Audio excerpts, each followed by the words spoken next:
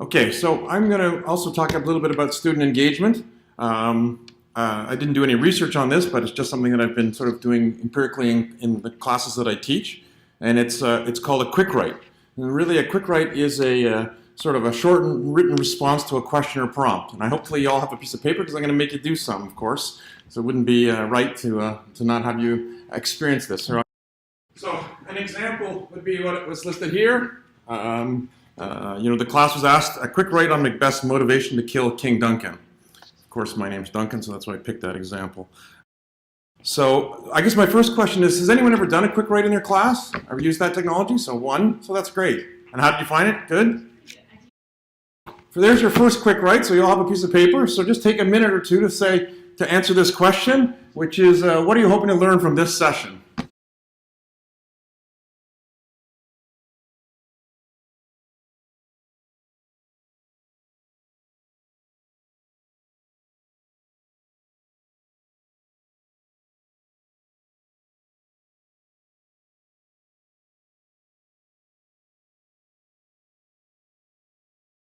Does anyone want to share their answer? So here's the sort of agenda I'm going to talk about very briefly. I've already sort of given you the description, tell you a little bit about the application, a little bit about the value, a very, very little bit about the amount of research that's been done because there hasn't been too much. And then I think the most interesting is sort of the different variations and different ways that you can apply this no matter what your discipline is. There's just a little background on me. I won't go into this in too long, but I just realized this is my 40th year at U of T. Now that's not consecutive, of course, but I did start here as an undergrad. I have 3 degrees from U of T. I was here 10 years first, and then I now seem to have come back. I've been worked in big pharma. I've worked as a venture capitalist, and more importantly is what I teach now. So I teach a number of courses in the M-Biotech stream, as was pointed out, and I teach a little bit of business too, and sort of a lot of stuff sort of at the where those two meet, sort of the commercialization of biochemistry and things like that. So that's sort of where I use these technologies. This is sort of a little bit of history. So really, mostly quick write started, I guess really probably around the time of Socrates, even though he didn't actually write anything down. Plato's student did, his famous student did. So actually, having sort of provocative, creative questions, open-ended questions asked of students and have them think about them, ponder them, and write them down is sort of where this came. I might add, it was very difficult for me to find 3 somewhat classic books in a house full of scientists and engineers, but I did sort of dig around in the shelves and found those 3 for the photo. I think that's all I have. I don't know where the other ones all went, but but nevertheless, so that's where it started. So it's often used in the arts, as was already pointed out. But it's been more recently broadened to a lot of other subjects and areas and can be used in, I would say, in every area.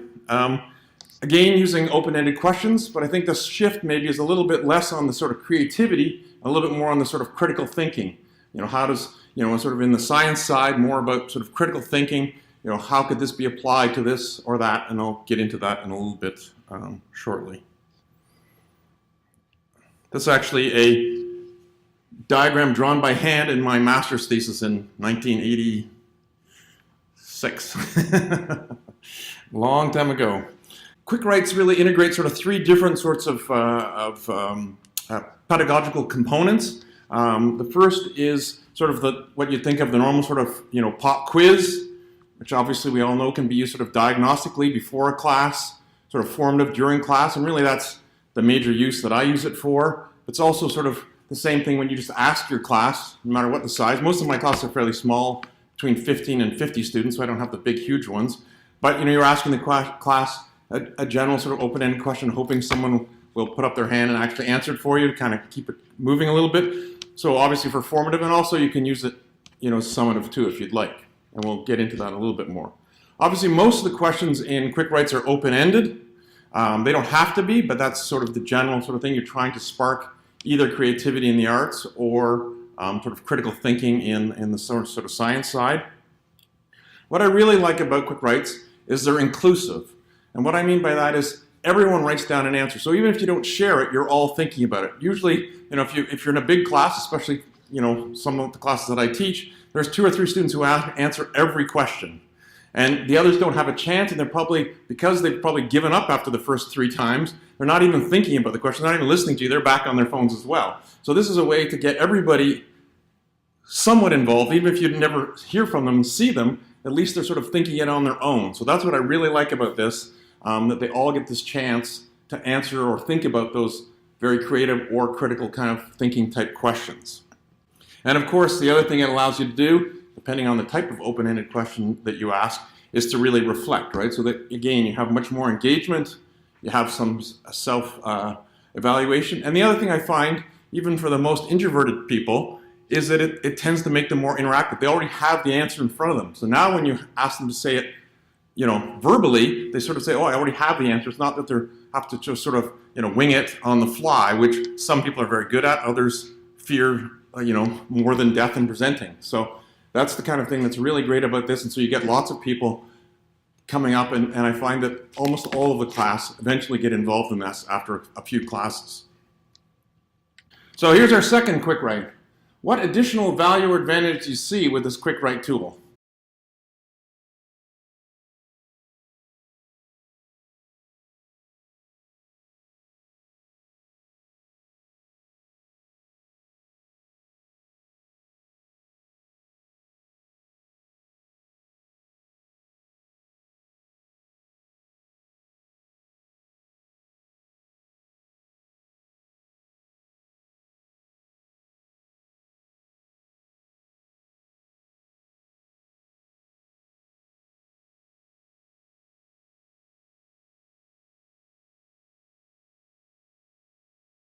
So here are the sort of values and advantages that I thought of and listed. Certainly, as I already mentioned, it's inclusive. Everyone gets to participate. Obviously, it's somewhat voluntary, but you do have the opportunity to participate even if you don't share your answers with others. So that's great. It is low stress. You're sort of doing it privately, so if you don't want to speak about it, obviously depending on how the professor runs it, if you don't run it too nastily Socratic, people can write down what they want and volunteer to give the answer, as we're doing here. It's interactive. It does drive discussion. It's the same reason I think we do ask students questions. We do want to have sort of some dialogue going back and forth as just being the sort of sage on the stage. So this is just another way to get students involved and answering some of your questions. We do provide, I'm being pretty tight, but it does usually provide you time to sort of formulate your answer, which is the other one that obviously, as I mentioned before, sort of puts people off as they don't really have that time. Some people are very quick to answer the questions correctly or incorrectly, where others are sort of need that time to want to formulate, have that kind of initial fear, and so giving them a little bit of time to think about the answer, kind of look at it, is very helpful. Also, you can provide either self-feedback, you sort of see that you actually understand what the question is, that you sort of have some answers to it, and also, as was already mentioned, that the instructor can also get feedback and say, geez, these people really don't know what I'm talking about. I've been going on for the last 2 hours thinking that it was all going in. So you have those two things. It's totally flexible. So I actually plan some of mine in my talk, sort of as I've done today, but you can also just come up with ones. As you're giving a talk, if you sort of come to some place and you think, oh, geez, I should, instead of telling you the answer, I should just ask you. You can just ask away, right? It doesn't have to be on a slide. You can just drop it in anytime you want. So that kind of flexibility is fantastic, which really goes to the next one, sort of spontaneous or planned. So, I plan some of the planned ones I skip. I just, the time comes along, I've got ones here in my mind that I may skip if we run out of time. So you have sort of the ability to sort of move around all those different things. The other part of flexibility is there's lots of different ways you can do it, and we'll talk about that at the end.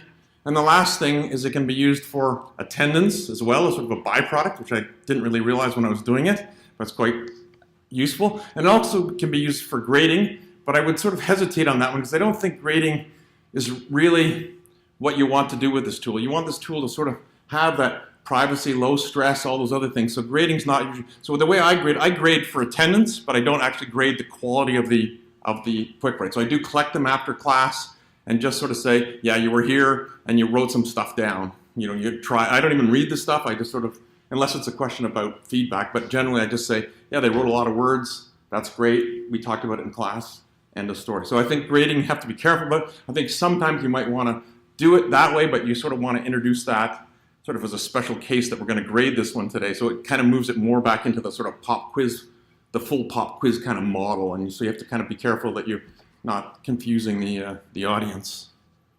There's a lot of qualitative research, so lots of people say this is really great. You know, students' feedback is very positive. People like it. It's fun. All those sorts of things. There is some use of quick writes in actual research studies. So using it as a tool, doing a quick write before, trying some kind of different manipulation on the students, different teaching technique or something, and then using a quick write to evaluate. So it's used as a documentation tool, but as what I was looking for was sort of qualitative research where someone really says, by using quick writes in your class does better than, you know, the class down the hall or your other session or something. And that's really tough. I found sort of 3 vague references to it. The first one is just saying that, you know, writing in general is a powerful tool, so that kind of act, as we probably all kind of believe, the sort of act of writing things down kind of puts things, you know, sort of into your muscle memory a little bit better, so that's obviously what quick write is helping us do. There is some evidence of sort of perceived learning when they do surveys of students and sort of enjoyment, so that was done by Butler. They did a number of students that they, I think over 200 they did in a sort of formal study there, did all the statistics on it.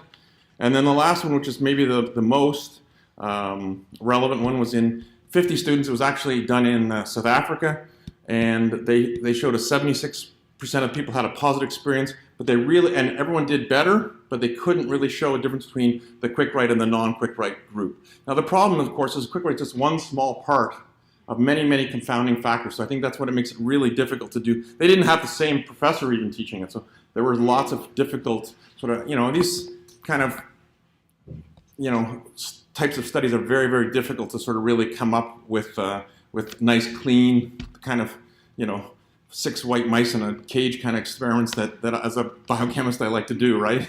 This stuff is difficult. So that's why I don't think there's a lot on the true, you know, qualitative or quantitative kind of information, but all the qualitative signs are fairly positive, and I think the downside is negligible.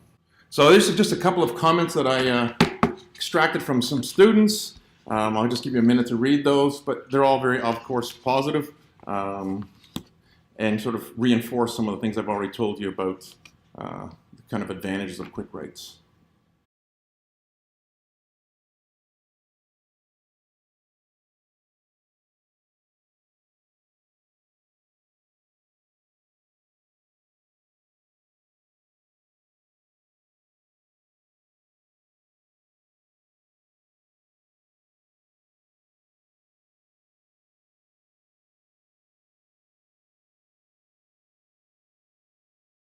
So I think it shows that, you know, there is certainly a positive component to this, and with all the other things that we know, it's very interesting and valuable. So here's just a little bit about what I do in practice. Some have mentioned already, but as I already said, I do plan and I do skip some of them as time fits as I'm lecturing along, so it gives you that kind of flexibility. I do add them spontaneously. As I did with you, I mostly do it paper-based. I think maybe if there's one issue with quick writes is we kill a lot of trees, so I'm sort of handing out photocopy paper to between 15 and 50 students every day, so there's paper flying all over the place and going in the garbage, but we'll get to computers in a minute. I usually ask about 2 or 3 per hour, so not a huge number, but 2 or 3 per hour, just because I've got so much material to cover. And I give about 2 minutes, maybe a little bit longer. That's something that's kind of tough, because when you're standing up here, 2 minutes, as you all know, 2 minutes seems like forever. When you're down there, 2 minutes is 2 seconds, right? So you got to kind of sit there and just go, I'm going to actually watch the clock and give them 2 whole minutes or whatever, or watch the audience and see what's going on. So you do need to give them time to make this work effectively, or they'll just skip it and not do it. I always take it up. There's sort of no point just having people think. You need to at least get a couple people to voice their opinions, just so that everyone kind of realizes that you do need to participate, and there is that, even if you're doing it privately, you're sort of part of a community that are thinking about this open-ended question. I mostly do formative ones, so I don't really do too much, you know, diagnostic or summative assessment. So mostly it's sort of stuff on the sort of fly where they have some of the information. We're just going to sort of see if they can put a couple of different disparate ideas together to sort of get to the kind of conclusion that we're eventually heading to anyway. So that's what I mostly use it for. Also to see discussion, so lots of great discussion comes out of an initial one, and then you can let the students run with further discussion of a potential, say, commercial application or whatever that they want to talk about. Again, because I'm teaching science, it's mostly critically focused, sometimes factual, just to sort of see if they know a couple of things. Can you draw a guanine or something? And usually they all hum and haw, but you can do some factual stuff as well. Obviously, we're not as creative in that kind of creative sort of way as the arts, where you're sort of saying, here's a picture of a dog, tell me a story about him, and you have 2 minutes. But that's sort of the kind of thing that you can do with quick writes and sort of where it came from. So I've got to think about how to be a bit more creative with mine. I have creative critical questions, but not purely creative ones, although some of the answers seem very creative, so you never know. As I already mentioned, I use it only for attendance and participation. I haven't used it ever for grading, because I just think it kind of takes away from the thing. And the other thing that's interesting is I have a fair amount of student presentations, especially at the master's level. We make our students present a lot so that they're used to standing up on the stage, and they use it all the time now without any prompting. I never say that they need to do it, but they just go, oh, and they introduce the topic and say, we're going to have a quick write. And I kind of go, oh, that's great. I'm going to have to do one less after they finish talking, because now I've got a bit of data on them. So students use it too. They kind of like it. I think it makes their talk a little bit more provocative to start too. So it's kind of interesting. I never encourage that. It just naturally happens. They all do it now, everyone in my class, because I do enough quick writes on a normal basis. So here's a couple of examples just to show you what I'm asking. What advantages might biofuel production from algae offer over other feedstocks? Let's say I teach agricultural biotech. And then for the chemists and things, what are good characteristics of good industrial enzyme biocatalysts? It goes back to green chemistry, which I love. But also, the reason I put these up is I often turn these into exam questions. So the difference between this and an exam question is list 3 advantages. And then it's an exam question. List 3 characteristics of a good, because if you don't list the number in an exam, they go ballistic on you, right? And so it's a great way to test questions. You can sort of ask these questions and see if anyone got them. It's also a way for them to sort of structure, the kind of things that you see that are important in a course. This is kind of where you're trying to go with your course. So they see these kind of questions and go, okay, that's really what he wants to know. He's kind of got a commercial slant on his mindset. So he wants to know, what's this useful for?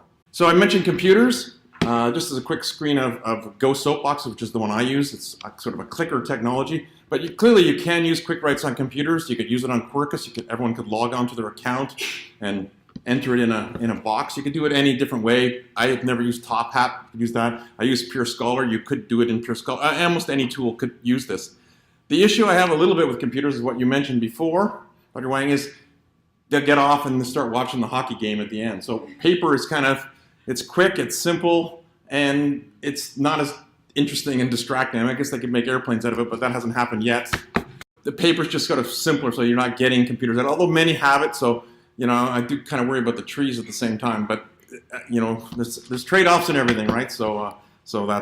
But computers can be done. The advantage with computers, of course, is you have a record, and it's all in one place, which is really nice. So here's some variations that I listed, and so some of them are sort of repetitive of what I've already talked about, and some of them are kind of related to other sort of learning techniques that can be applied.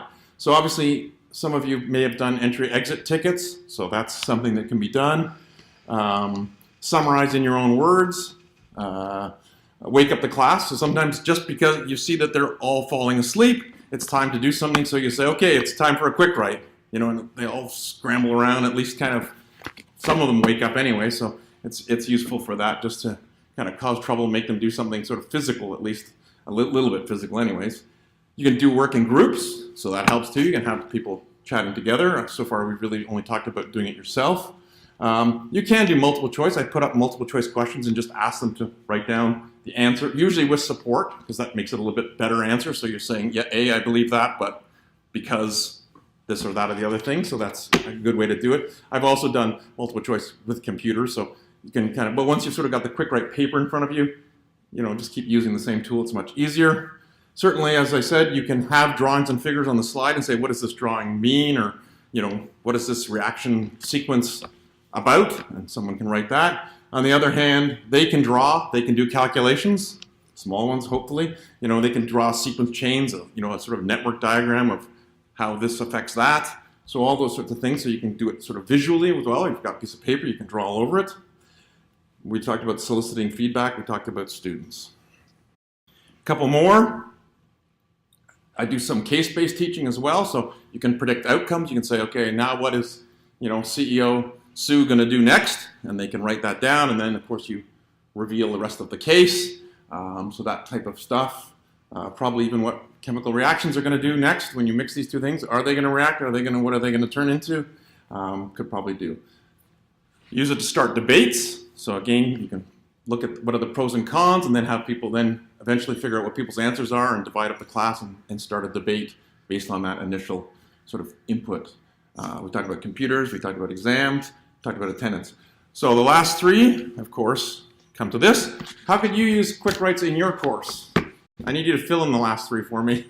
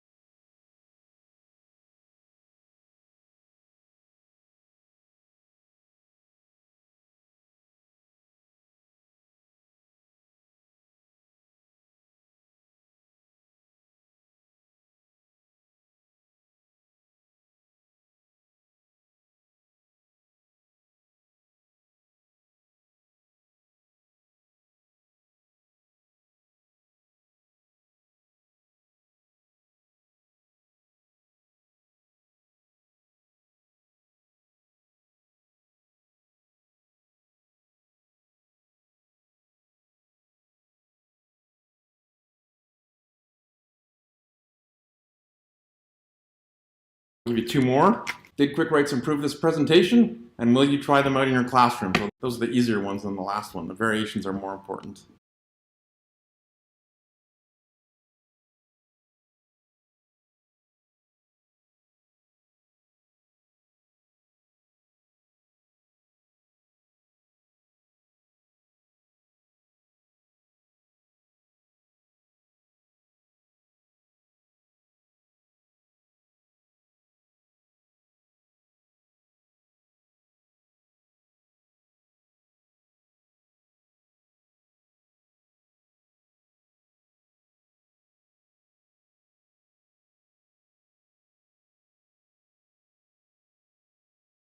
Just to finish, this is where I found the idea. This is a book that I highly recommend. I actually have the copy here if anyone wants to look at it. But this is Elizabeth Barkley's quite well known in sort of learning outcomes and college teaching. And so it's in one of her books, the one on top, the learning assessment. She lists, I think, 50 different techniques. Some of them we've kind of mixed into the quick write as well. I think quick write's number 7, but they're great books as well. So there's lots of good information.